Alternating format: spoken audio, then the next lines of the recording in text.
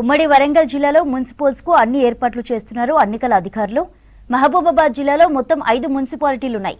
మహబూబాబాద్, కేసముద్రం, తొర్రూరు, మరిపేడ, డోర్నకల్ మున్సిపాలిటీల్లో ఎన్నికలు జరగనున్నాయి. ఈ జిల్లా పరిధిలో 98 వార్డులకు ఎన్నికలు జరగనున్నాయి. మొత్తం 127,682 మంది ఓటర్లు తమ ఓటు హక్కును వినియోగించుకోనున్నారు. మొత్తం 193 పోలింగ్ కేంద్రాలకు గాను 1165 మంది పీఓ, ఏపీఓ, ఓపీఓ అధికారులు ఎన్నికల విధుల్లో పాల్గొంటారు. 456 పోలింగ్ బాక్సులు సిద్ధం చేశారు అధికారులు. అన్ని పోలింగ్ కేంద్రాలలో 281 వెబ్ కాస్టింగ్ సీసీ కెమెరాలు ఏర్పాటు చేశారు.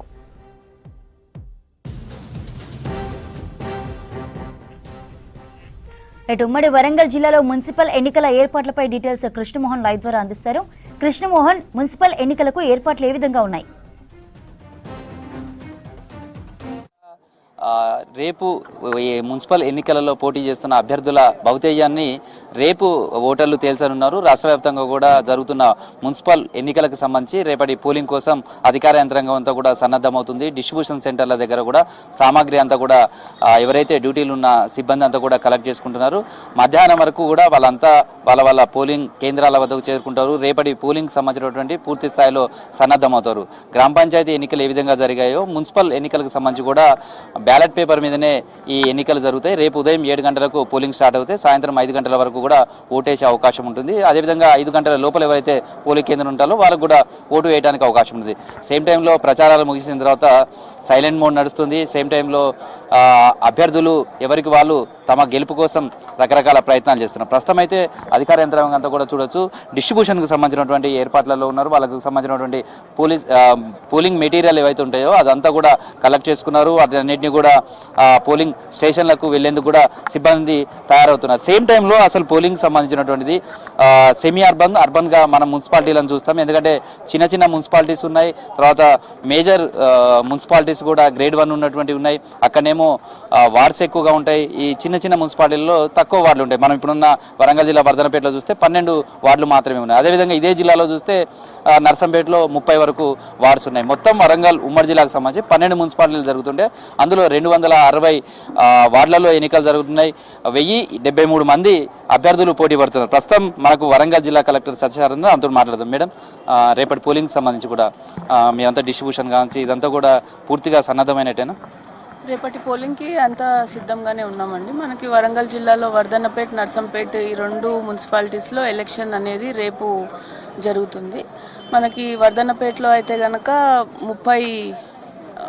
మనకి నర్సంపేటలో 30 వార్డ్స్, 40,000 మంది ఓటర్స్ అండ్ 60 పోలింగ్ స్టేషన్స్. వర్ధన్నపేటలో అయితే కనుక మనకి 20 పోలింగ్ స్టేషన్స్, 12 వార్డ్స్, 10,000 మంది ఓటర్లు ఉన్నారు. ఈ 2 మున్సిపాలిటీస్కి ఎన్నికల సిబ్బంది 500 మంది సివిల్ స్టాఫ్, 150 మంది పోలీస్ పర్సనల్ ఉన్నారు. ఈసారి 100% వెబ్కాస్టింగ్ 80 పోలింగ్ స్టేషన్స్కి మనం ఈ జిల్లాలో తీసుకోవడం జరిగింది. ఇది పాలసీ డెసిషన్. అండ్ 14 పోలింగ్ స్టేషన్స్ని క్రిటికల్ పోలింగ్ స్టేషన్స్ అని మనము అనుకున్నాము. వీటికి ఎక్స్ట్రాగా మనం మైక్రో అబ్జర్వర్స్ని కూడా డిప్లాయ్ చేయడం జరిగింది. ఈ రకంగా ఈరోజు ఇక్కడ డిస్ట్రిబ్యూషన్ జరుగుతోంది. ఇవాళ సాయంత్రానికి అందరూ తమ తమ పోలింగ్ స్టేషన్స్కి వెళ్ళిపోతారు. రేపు పొద్దున్న 7 గంటలకి పోలింగ్ స్టార్ట్ అయ్యి సాయంత్రం 5 గంటలకి ముగుస్తుంది. సో ఈ ఎంటైర్ ప్రాసెస్ గురించి మనము అన్ని రకాల ఏర్పాట్లు పూర్తయితే చేయడం జరిగింది. సో సిబ్బందికి ఇప్పటివరకు ట్రైనింగ్ ఇవ్వడం కావచ్చు, లేదా ర్యాండమ్గా వాళ్ళకు డ్యూటీస్ చేస్తారు. సేమ్ టైంలో ఓటింగ్ వేసే సమయంలో కూడా కొన్ని సమస్యాత్మక పోలింగ్ కేంద్రాలు ఉన్నాయి. అట్లాంటి వాటి మీద ఎట్లా కాన్సన్ట్రేషన్ చేశారు? తర్వాత సిబ్బందికి కూడా రేపటి ఎన్నికల నిర్వహణకు సంబంధించి వాళ్ళకి ఎలాంటి సూచనలు చేశారు? మనకి నోటిఫికేషన్ వచ్చిన డేట్ నుంచి మనము almost 2 rounds of training polling and other polling ఆఫీసర్స్కి ఇవ్వడం జరిగింది. Similarly returning officers and counting స్టాఫ్కి కూడా మనము ఈ ట్రైనింగ్ అనేవి ఇవ్వడం జరిగింది. And right now everybody is in knowledge of మనకి అన్ని రకాలుగా వాళ్ళకి ఇన్ఫర్మేషన్ అనేది ఉంది. అండ్ చెక్ లిస్టులు కూడా ఇవ్వడం జరిగింది వాళ్ళకి. సో పూర్తిగా సన్నద్ధంగా అయితే ఉన్నాం. సో గ్రామ పంచాయతీ ఎలక్షన్స్ అంటేనేమో లోకల్గా ఉన్నటువంటి ఓటింగ్ శాతం చాలా ఎక్కువగా ఉంటుంది. అర్బన్ ప్రాంతంకి వచ్చేసరికి ప్రతిసారి కూడా ఓటింగ్ శాతం తగ్గుతుంటుంది. మనకు చాలా ఎలక్షన్స్లో చూస్తాం. ఇవి సెమీ అర్బన్గా ఉంటాయి. తర్వాత ఇక్కడ నుంచి మైగ్రేట్ అవుతుంటారు, చాలా మంది కూడా ఇక్కడ వెళ్తారు. సో ఓటింగ్ శాతం ఎట్లా ఉంటుంది అనుకుంటున్నారు? ప్రతి ఒక్కరు ఓటు వేయడానికి సంబంధించినటువంటి చేసే ప్రయత్నాల్లో ఎలా జరిగాయి? ఎట్లాంటి ఫీడ్బ్యాక్ ఉంది అసలు మీకు? మనకి ఈ జిల్లాకి సంబంధించి నర్సంపేట్ వర్ధన్నపేట్ సెమీ అర్బన్ కేటగిరీలో మనం తీసుకోవచ్చు. And last election Wardhannapet compare చేస్తే నాకున్న స్టాటిస్టిక్స్ ప్రకారం 83% ఓటింగ్ జరిగింది అని అంటున్నారు. సో దీనిని ఇంకా ఫర్దర్గా ఇంక్రీజ్ చేసే విధంగా మనము ఓటర్ స్లిప్స్ అనేవి 5 రోజుల ముందే వాళ్ళందరికీ ఇవ్వడం జరిగింది.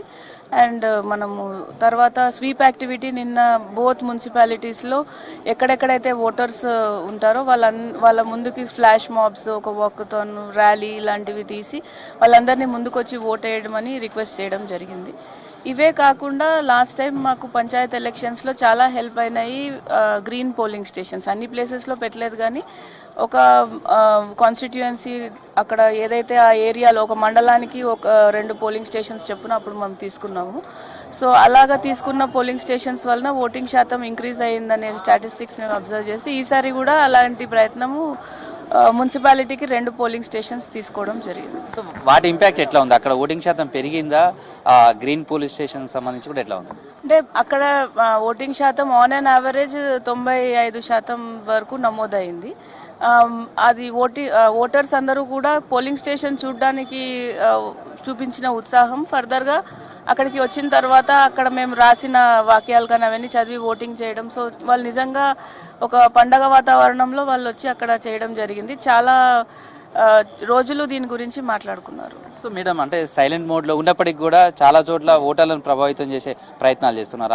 అంటే వాటి మీద ఎలా అబ్జర్వ్ చేస్తున్నారు? వాటికి సంబంధించినటువంటి ఎన్నికల నియమావళి విషయంలో ఎట్లా వ్యవహరిస్తున్నారు? సైలెన్స్ పీరియడ్లో మనకి డ్రై డే ఏదైతే ఉందో అది అమల్లో ఉంది ఇప్పుడు.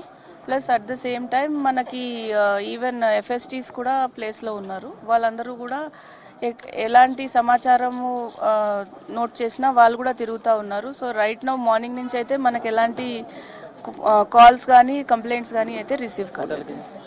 ఓటర్లకి మేము చెప్పగలిగింది ఒకటే, మనది అతిపెద్ద డెమోక్రసీ మొత్తం ప్రపంచంలో. సో అందులో ఒక మున్సిపాలిటీ ఎలక్షన్లో మనము ముందుకొచ్చి ఓటేయడం వలన మనం ఎన్నుకోబడిన నాయకుడు మన ప్రాంతాన్ని డెవలప్ చేసే దిశగా పనిచేసే వాళ్ళనే మనం ఎన్నుకున్నప్పుడు తద్వారా మన ప్రాంతం డెవలప్ అవుతుంది. సో అందరూ ఓటేయాలనేది మా రిక్వెస్ట్. సో ఇది ప్రస్తుతం అయితే చంద్రిక, ఓటర్లు అయితే ప్రతి ఒక్కరు కూడా స్వచ్ఛందంగా తమ ఓటు హక్కును వినియోగించుకోవాలనేది జిల్లా కలెక్టర్ చెప్తున్నారు. రేపటి పోలింగ్ కోసం కూడా సర్వం సిద్ధమైంది. సిబ్బంది అంతా కూడా డిస్ట్రిబ్యూషన్ సెంటర్ల నుంచి వాళ్ళు కలెక్ట్ చేసుకున్న మెటీరియల్ తోటి ఆయా పోలింగ్ కేంద్రాలకు వెళ్తారు. రేపు ఉదయం 7 గంటలకు పోలింగ్ కోసం అక్కడ రెడీ చేసుకుంటారు. చంద్రిక.